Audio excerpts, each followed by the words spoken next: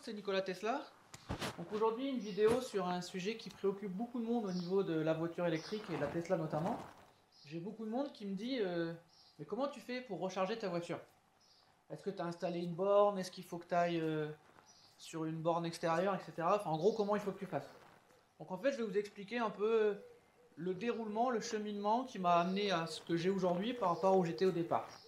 Donc déjà, on va commencer par le commencement. Qu'est-ce qui est fourni par Tesla pour recharger sa voiture? Donc dans toutes les Tesla, dans toutes les modèles 3, vous avez ce petit sac qui contient plusieurs choses. Tout d'abord, l'UMC, qu'on détaillera après. Donc c'est l'élément primordial qui va vous permettre de recharger votre modèle 3. Ensuite, vous avez deux adaptateurs. En tout cas, moi, quand je l'ai eu, il y avait ces deux adaptateurs. Je ne suis pas sûr que celui-là soit encore fourni. Donc celui-ci, on va voir juste après. Donc c'est le plus simple, hein, c'est celui qui se permet de se connecter à une prise 220 classique. D'accord. Celui-ci permet de se connecter à une prise 16 ampères. D'accord, qu'on appelle parfois aussi prise camping. Je ne suis pas spécialiste là-dessus, mais donc c'est ce qui permet de charger en 16 ampères sur une prise. La différence entre les deux, c'est qu'avec celle-ci, vous allez charger à 3 kW. Et avec celle-ci, un tout petit peu plus, à 3,4 kW, mais sur une ligne un peu plus renforcée. Donc en fait, pendant les premiers mois d'utilisation de ma Tesla, je n'ai utilisé que l'UMC avec l'adaptateur classique 220. Donc je vais vous montrer comment ça fonctionne. En fait, il suffit d'aller le brancher sur une prise 220 et on va voir après que ça donne dans la voiture. Donc en fait, l'UMC, c'est un peu comme au superchargeur Tesla, hein. Vous appuyez sur le bouton, ça déverrouille la trappe, vous branchez. Rien de plus simple. Alors là, pour l'instant, ça clignote bleu. C'est juste parce qu'en fait, j'ai une charge programmée. Donc elle démarre pas tout de suite. On verra ça plus tard. C'est la charge programmée, c'est assez important. Je vous en parlerai après. Quand c'est en charge, ça va clignoter en vert. On va voir ça après. Donc là, comme vous voyez, j'ai une charge programmée. Donc pour que la voiture soit prête à partir le matin à 7h45. Donc là, en fait, je vais forcer la charge. Donc vous voyez, là, on est courant 13 ampères parce que je suis sur la prise classique. Ça va délivrer environ du 3 kW. Donc je force la charge, recharge planifiée, je veux recharger. Voilà, donc on va laisser monter un petit peu. Alors bon, je suis déjà bien chargé, hein, je suis déjà à 81%, mais là c'est vraiment pour la vidéo. Donc voilà, l'ampérage monte. Et vous voyez, en 13 ampères, on est à 3 kW. Alors il n'y a pas les décimales, donc même si j'avais la prise 16 ampères, vous ne verriez pas la différence. Mais voilà, c'est peu ou prou la même chose, c'est 3 kW avec la prise murale. Donc 3 kWh, bon, ça fait un temps de charge assez long. Néanmoins, ça m'a suffi très largement dans un premier temps au niveau d'utilisation, parce qu'il faut savoir qu'on ne décharge pas complètement et qu'on ne charge pas complètement sa voiture. Donc pour une journée de travail classique, c'est très largement suffisant. Par contre, au bout d'un moment, c'est quand même posé la question, parce que voilà, on fait pas mal de déplacements le week-end. Donc il suffisait qu'on soit un peu de sortie, on va dire le vendredi soir, qu'on rentre tard, et qu'on ait besoin de faire 200-300 km le samedi ou le dimanche, et là, la charge en 3 kW commençait à être limite. C'est pour ça que j'ai réfléchi à l'installation électrique d'une borne Tesla, dans un premier temps. Quand j'ai réfléchi à l'installation de la borne Tesla, j'ai regardé à combien elle pourrait charger à la maison. Sachant que je ne suis qu'en monophasé, je ne suis pas en triphasé ici. En fait, la borne Tesla délivre en monophasé du 7,3 kW. Et je me suis rendu compte en fait qu'un adaptateur P17 32 A délivrait exactement la même puissance, du 7,3 kW. Par contre, le coût est bien moindre. On y reviendra plus tard dans la description. J'ai donc décidé de faire l'installation électrique pour installer une prise P17 32 A, que je vous montrerai après. Sachant que dans le futur, l'installation électrique est la même si je veux installer une borne. Donc en fait, j'ai qu'à démonter ma prise P17, installer une borne. Donc l'installation électrique de toute façon est faite. On reviendra là-dessus en détail après. Donc là, avec l'UMC et la prise 220 volts, on charge en 3 kW et ça fonctionne très très bien, aucun souci, ça peut suffire pour énormément de personnes. Donc là, vous voyez hein, la prise 220 classique, hein, l'UMC dessus, donc on voit le Tesla déroulé en vert, c'est que c'est en charge. Si on va à la voiture, on voit le petit logo Tesla qui clignote vert, ça veut donc dire que c'est en charge. Donc maintenant, je vais vous montrer ce que j'ai installé afin de pouvoir charger en 7,3 kW. C'est-à-dire autant qu'avec une borne Tesla. Et là, ça change complètement la donne parce qu'on divise par plus que 2 le temps de charge. Et là, je peux avoir une charge quasi complète en 7 heures. Donc même si je rentre tard, je récupère de la charge. Donc on va regarder ça, je vais vous montrer. Donc, afin de pouvoir recharger en 7,3 kW comme je vous ai dit, j'ai dû commander un adaptateur UMC P17 32 A. Il faut savoir qu'à l'époque, il n'était pas disponible pour moi sur la boutique Tesla. Maintenant, il l'est. Je vous mettrai le lien dans la description. Il coûte aux alentours de 50 € chez Tesla. Moi, j'ai dû le payer un poil plus cher parce que je l'ai fait importer. Mais bon, c'est la même chose. UMC P17. Donc en fait, on prend son UMC. On enlève l'adaptateur 220. On connecte le P17 32 A qu'on va aller brancher à la prise que j'ai installée. Je fais le branchement, on se retrouve dans la voiture pour le taux de charge.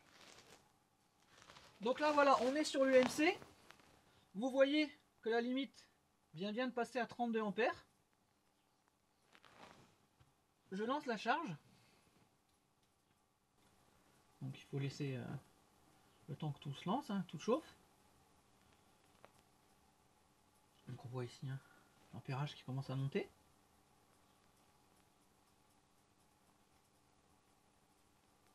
Voilà, on arrive à 20, etc. On va monter tranquillement jusqu'à 32. Voilà. 32 A, et donc je suis bien à 7 kW affiché, la décimale n'est pas indiquée, on est à 7,3 kW. Donc la charge est beaucoup plus rapide, c'est plus de 2 fois plus rapide, donc c'est pas négligeable, hein. Au lieu de 10 heures on passe à 5 heures, au lieu de 12 heures on passe à 6 heures, donc c'est vraiment pas négligeable. Donc maintenant, pour pouvoir installer cette prise, j'ai dû faire une petite installation électrique que je vais vous détailler. Donc voilà, vous avez l'UMC qui est branché à la prise P17, enfin l'adaptateur pardon, P17 32 A, qui lui-même est relié à cette prise P17. D'accord? Donc là, j'ai pas encore installé de gaine, mais bon, moi je suis dans mon sous-sol privé, donc c'est pas non plus très grave. J'ai installé aussi ce petit support mural que je vous montrerai après, très pratique pour accrocher le câble. On verra ça après. Donc maintenant, comment arriver à cette installation?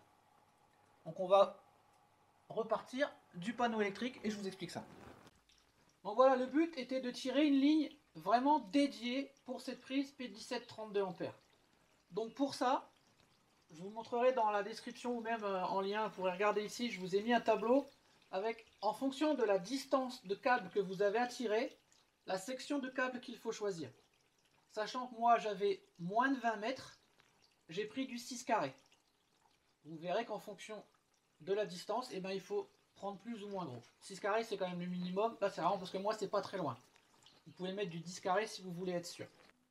Donc du coup, j'ai mis un interrupteur différentiel type A, très important, un type A, et un disjoncteur 40 A.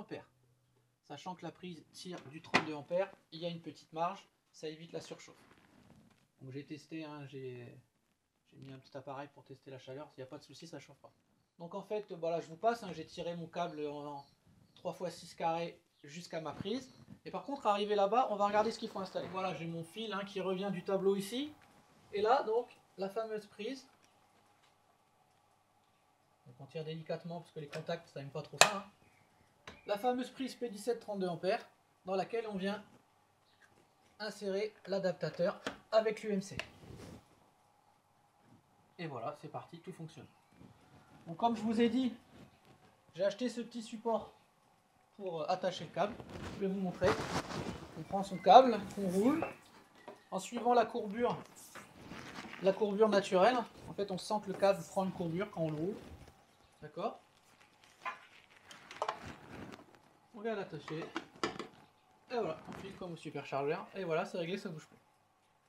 Sachant que je pense par la suite, là je vais acheter un petit support pour fixer l'UMC. Mais ça c'est un détail. Alors, une question aussi qu'on pourrait se poser, c'est la question de l'abonnement EDF. Est-ce qu'une prise 32 ampères ne va pas trop tirer et faire sauter les plombs de la maison? Alors il faut savoir que moi, si vous avez vu ma précédente vidéo, je suis déjà équipé en pompe à chaleur et en panneau solaire. Donc en fait j'ai déjà dû un peu monter mon abonnement, je suis en 12 kVA. Et en fait en 12 kVA, sachant que je branche la voiture la nuit, il n'y a aucun souci en 32 ampères, il n'y a pas de problème, ça tient. Ce que vous pouvez voir aussi, c'est qu'ici, vous avez un petit adaptateur, enfin un petit interrupteur, pardon, dans lequel vous pouvez changer l'intensité maximale que vous voulez que la voiture tire. Donc si jamais vous voyez qu'à 32 ampères ça tire trop, bon là il m'écrit max S, c'est parce que j'ai rien de branché. Mais par exemple si je vois que ça tire trop, vous pouvez vous mettre à 30, à 27 ou à 28. Si vous savez que ce jour-là vous allez devoir exceptionnellement tirer un peu plus de courant, un four qui va fonctionner, des choses comme ça. Moi j'ai jamais eu de souci à 32, ça tient, mais parce que je suis en 12 kVA. Alors, il y a un débat aussi autour de l'UMC, laisser brancher ou pas, pour un problème d'usure ou non.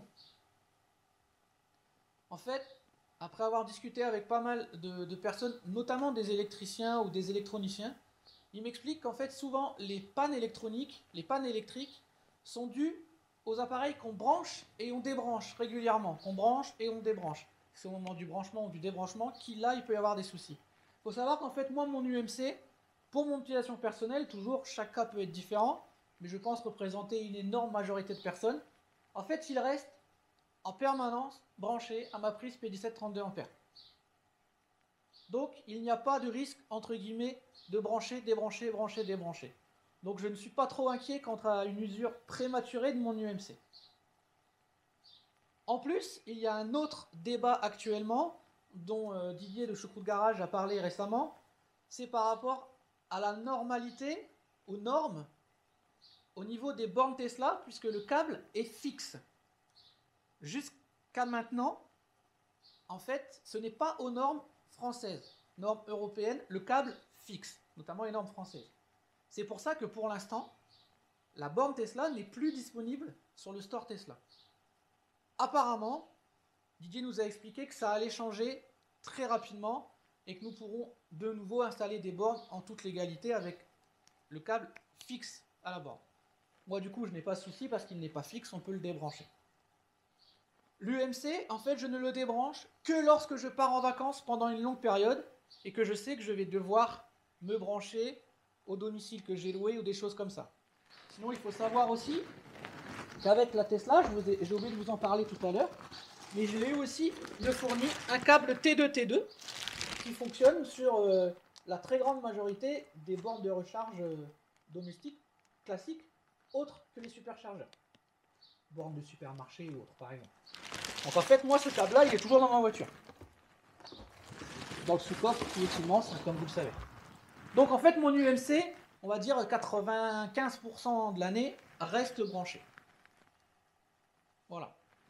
Donc je pense que l'installation m'a coûté, je ferai le calcul, mais vraiment très peu, sachant que de toute façon, si j'avais dû installer une borne, le branchement électrique serait le même. J'aurais juste eu la borne à acheter en plus et à brancher. Si vous le faites faire par un électricien, les devis, je ne vais même pas rentrer parce qu'ils sont variables. J'ai entendu de tout, de 300 à 1500 euros. Tout dépend de votre maison, des câbles qu'il faut passer, s'il faut percer des trous, s'il faut éviter des murs, des choses comme ça. Donc c'est vraiment, faites un devis, chaque devis sera différent. Mais sachez quand même que ce n'est vraiment pas compliqué à faire. Par contre, pour la sécurité, il faut vraiment un disjoncteur de type A et un interrupteur différentiel. C'est important, sur une ligne dédiée dans laquelle vous vérifierez bien votre section de câble. Vous regarderez le tableau, tout est expliqué dedans. Voilà, en fait, je vais vous mettre les liens dans la vidéo du matériel que j'ai acheté. Donc, à vous de vous faire une idée, borne ou pas borne, prise classique, prise 16 ampères, prise 32 ampères, tout dépend vraiment de votre utilisation. Mais je pense sincèrement qu'une simple prise P1732 ampères suffit amplement pour une utilisation normale de la Tesla. J'ai même envie de dire, pour quelqu'un qui fait 70, 80 km par jour, 100 km par jour même, la prise classique 220 peut suffire. Le seul problème se posera peut-être dans les déplacements un peu plus longs le week-end, dans la famille, des rencontres sportives comme pour nous par exemple.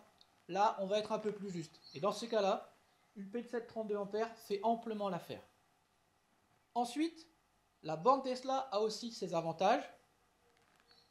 L'esthétique, elle est vraiment très jolie. La facilité d'utilisation, voilà, le câble, on n'a pas à bouger. Du coup, on a toujours l'UMC disponible dans la voiture. Donc ça, c'est des raisons qui peuvent faire qu'on branche une borne Tesla. Entre parenthèses aussi, la borne Tesla peut s'adapter à d'autres véhicules qu'une Tesla. Ça, je vous laisse aller voir des vidéos un peu plus spécialisées que moi. Mais ça peut être aussi un avantage d'installer une borne Tesla. Donc voilà, j'espère que ça a été clair pour vous. Petite vidéo rapide de présentation de comment je me recharge.